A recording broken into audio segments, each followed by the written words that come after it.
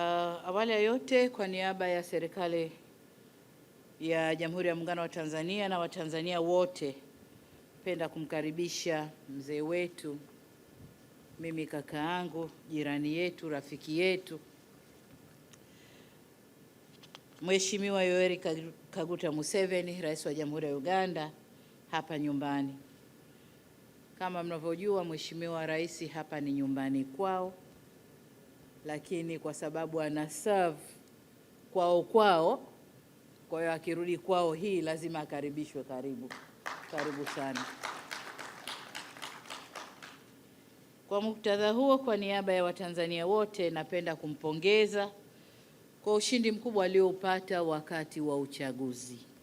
Tunakupongeza sana, lakini pia tunapongeza chama chake cha National Resistance Movement kwa ushindi huo mkubwa, na ushindi huu umetokana na ilani manifesto ya chama ambao wamepanga kuwafanyia Waganda na Waganda kuwa na imani bado na uongozi wake.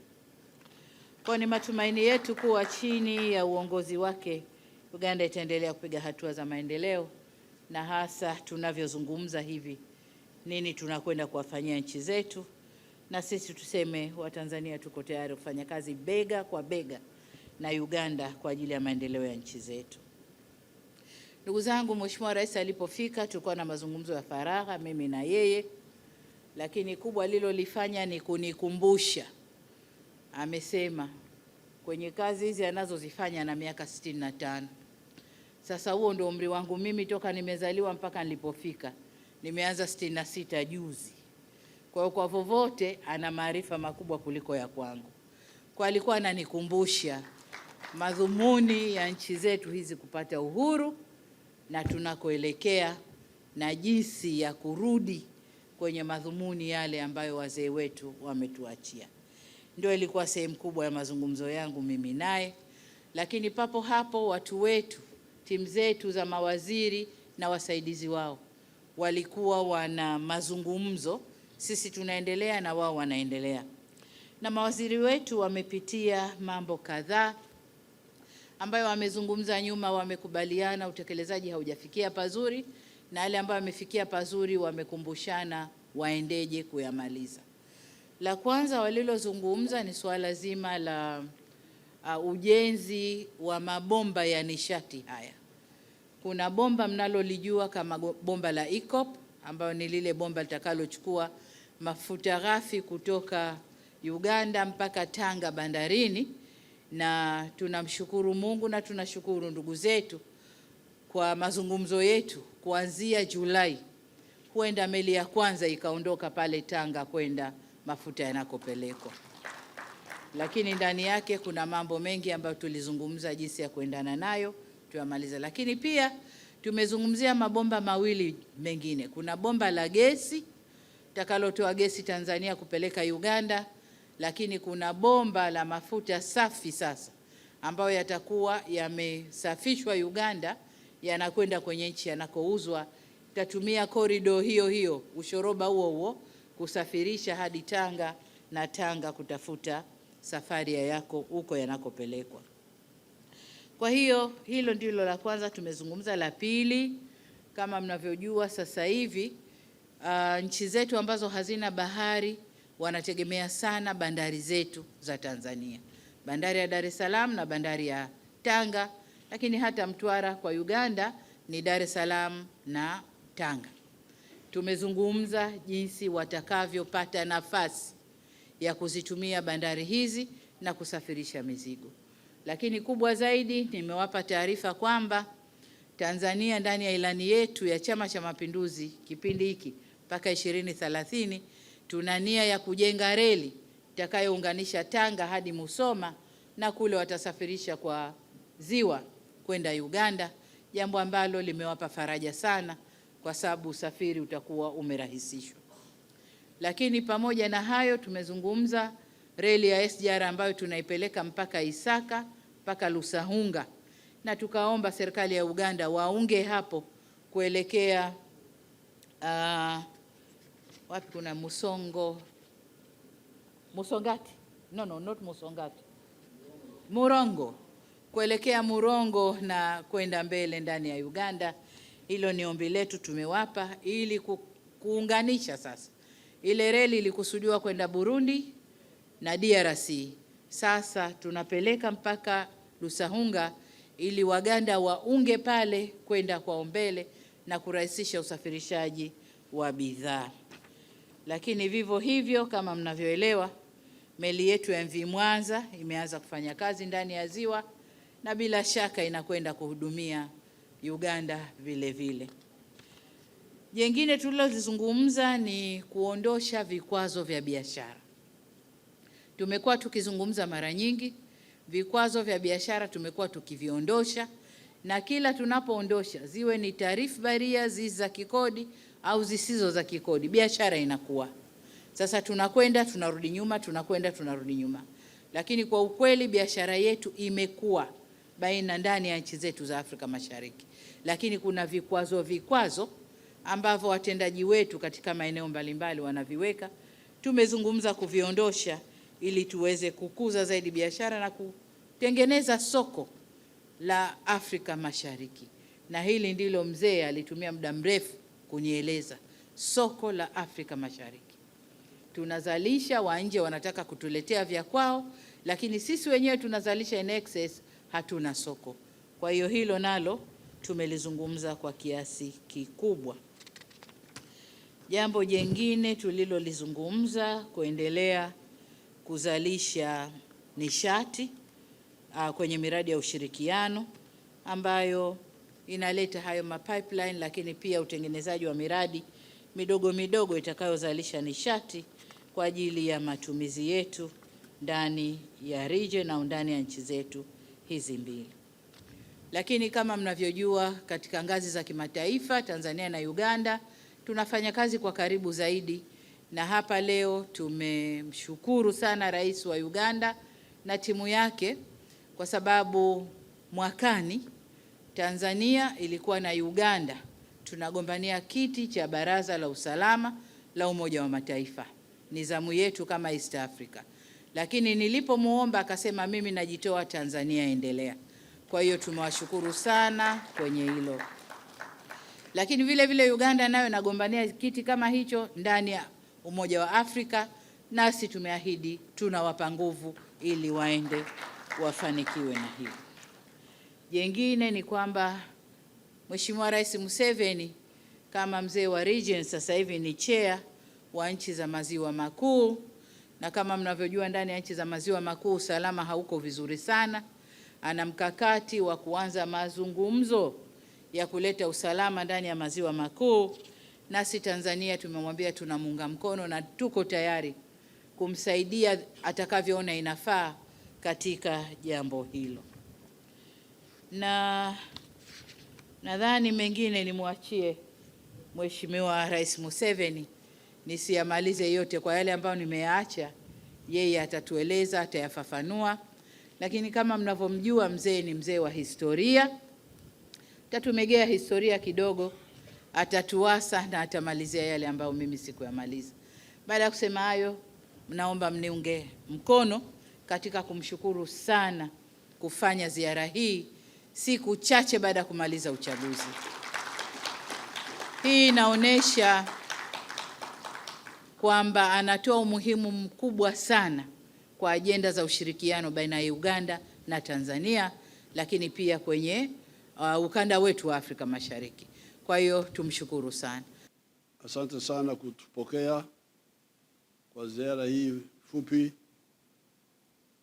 Kama alivyoelezea, tuliongea juu ya madhumuni ya ukombozi wa Afrika. Tulikuwa na malengo 3. Lengo la kwanza, uhuru, kufukuza wakoloni ambalo wazee wetu waliweza kutimiza, tukapata uhuru. Baada ya uhuru tulikuwa tunafaa kufanya mambo mengine mawili. kupatia watu wetu, sijui wanakisemaje kwa Kiswahili, prosperity. What is the word for prosperity?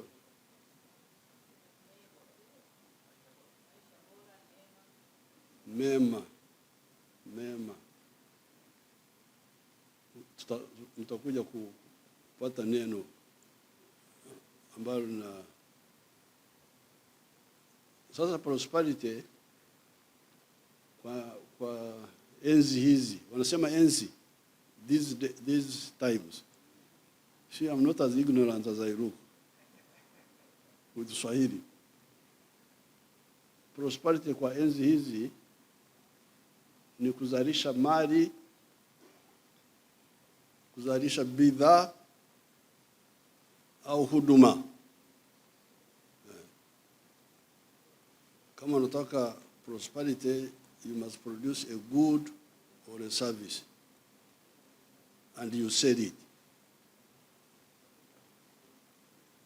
Now ukisha zalisha mali au kutoa huduma, lazima upate mtu wa kununua kutoka kwako.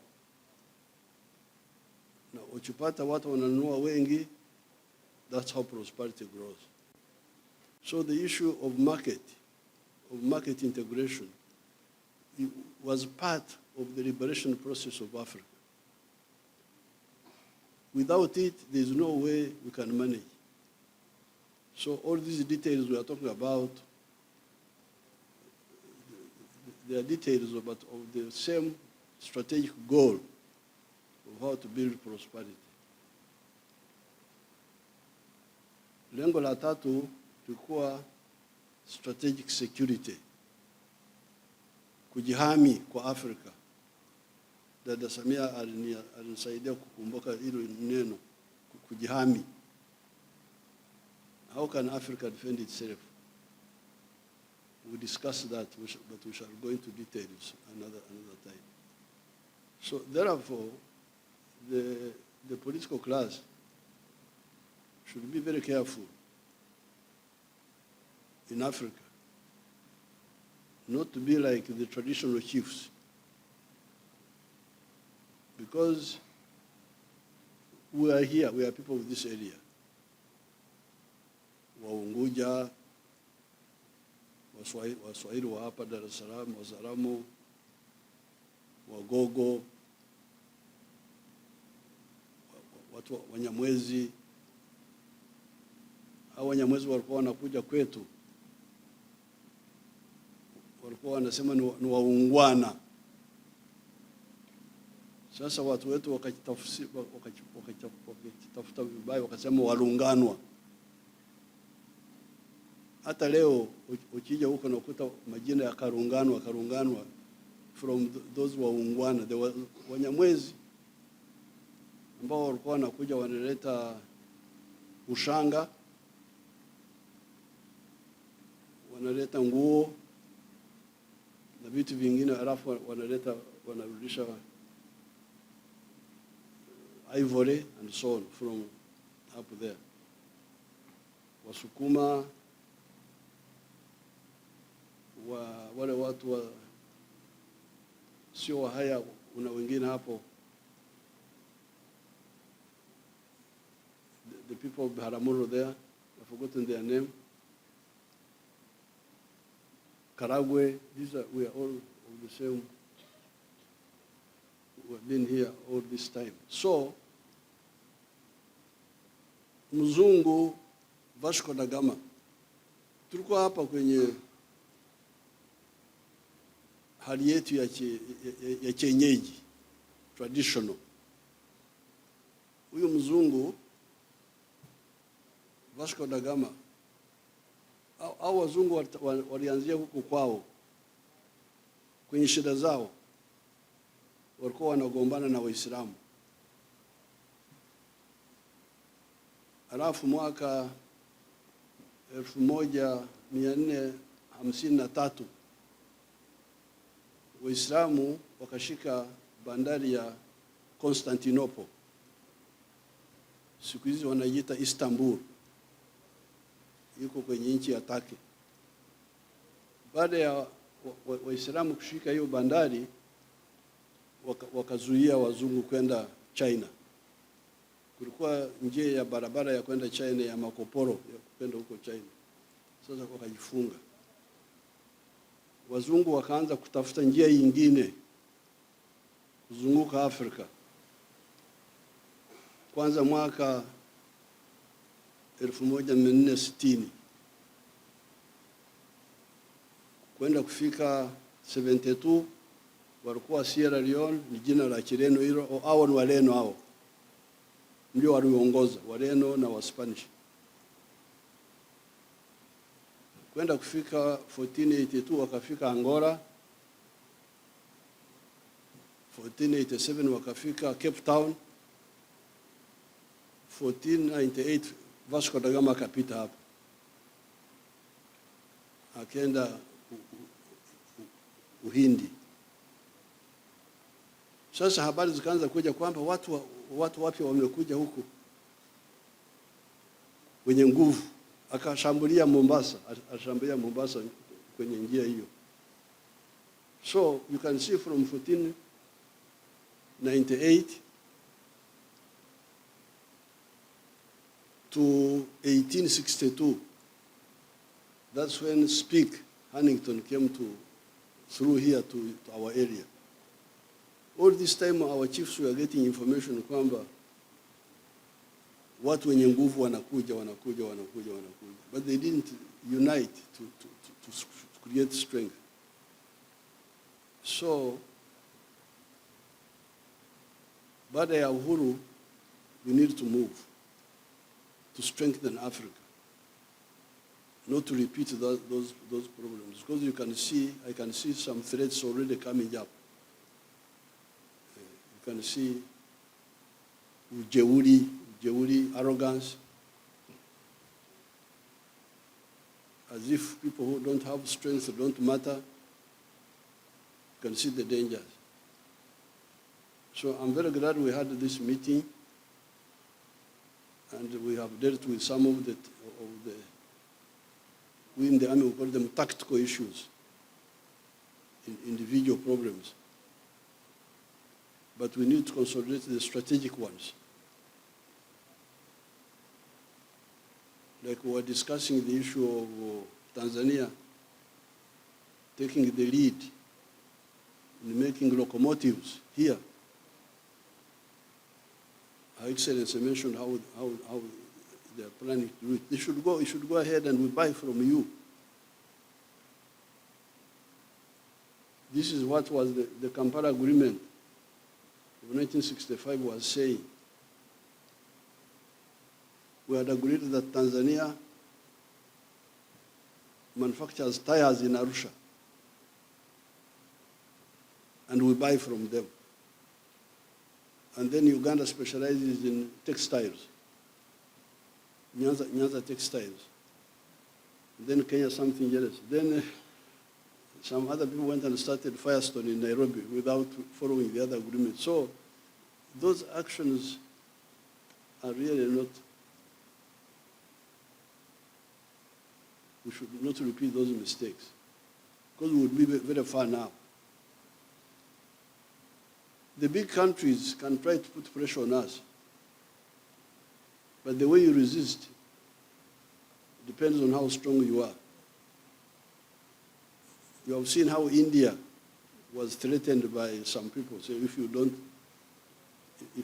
open agriculture, we shall do this, we shall do that. India said no. But India is India now. They're able to resist. So I was very happy for my sister to allow me to come here and talk with her and then with the group.